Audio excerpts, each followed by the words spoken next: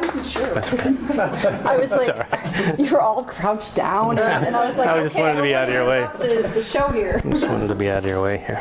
Okay. If you can tell when things are out of whack, well then you can tell when things are in whack. Madam Toastmaster, fellow Toastmasters and guests, one of my favorite quotes from one of my favorite authors, Theodore Geisel.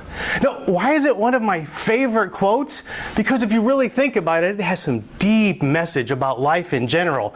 And where else can you find a quote that uses the word whack? I love that word. That's great. Theodore Geisel, who was born in 1904 in Springfield, Missouri, a hard-working, determined, smart young man who had a desire to be a writer. Right? His passion was to be a writer. In his early youngster years, you would find him writing out make-believe stories about creative creatures and characters. What he liked to do is rhyme words together and make phrases and paragraphs and whole stories that rhymed, even if sometimes the words were spelled a little incorrectly. He also developed a skill like an artist. So he would create interesting little characters. Some of them were unproportional, and he would relate them to the words that he was writing. When he was 18 years old, he was so smart, he ended up going to Dartmouth College. Here he studied writing.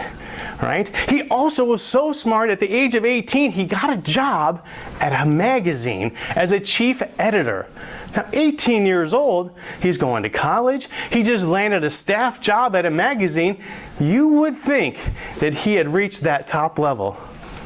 But as we know, sometimes in life, that top level is just another step on the way up. Unfortunately, when he was like 18 and a half years old, him and his friends were drinking alcohol in the dorm room. Now that's no big deal nowadays, but you see, when Theodore was in school, it was during Prohibition, and you could not drink alcohol of any kind at any age, so he got in trouble. Luckily, he was able to stay in school, but he lost his position as a staff member at the magazine. He was devastated. That was his dream. So he thought he may have to change his plans. He was able to stay in school, and that was a good thing. So he graduated from Dartmouth College. After that, he attended Oxford University in England. He said his plans may have to change a little bit, so his goal and his new dream was to be a professor in English and writing, of course. While he attended Oxford, he not only obtained his doctorate, but he obtained his wife. Helen Palmer was her name. Now, Helen believed in Theodore so much that she convinced him not to become a professor, but instead to go back to the States and pursue his dream as a writer. And that's just what they did. When they got back to the States, Theodore had a few connections from back in his magazine days. Some of the gentlemen have moved back to the States earlier and became expert publishers, meaning they knew what could get published and they knew what would not get published. So Theodore thought he would take his early stories and try to see if he could get them published. Expert publisher number one. This word doesn't make any sense, and this character looks a little unproportional. No, thank you. Whew. Expert publishes number two. I don't even know what this word means. No, thank you. Whew. Expert publisher number three. This doesn't even make any sense. No, thank you. How would you feel after 3 experts said no thank you? How about 5 experts? No thank you. Anybody give up after 10 experts? Anybody give up after 15? How about 20? How about 25? No, thank you. 26?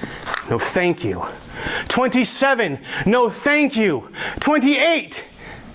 Thank you. After 27 experts said no, thank you, 28th said yes. At that particular point in time, in that particular moment, Dr. Theodore Seuss Geisel landed his first book contract of sing-song, rhymey words with goofy-looking, unproportional, hairy characters. Dr. Seuss left us in 1991, but his legacy lives on. Who can remember their childhood with green eggs and ham? How about Horton Hears a Who? The Grinch That Stole Christmas? And my favorite, There's a Wazit in My Closet. When people ask me what I like most about Dr. Seuss, it's that even though he had difficulties in life, even though he thought that his plans changed, he had a dream and he had a passion, and he was determined to live his dream. Fellow Toastmasters, are you living your dream? Or, should I put it this way, if you can find things are out of whack, can you find things that are in whack? Madam Toastmaster.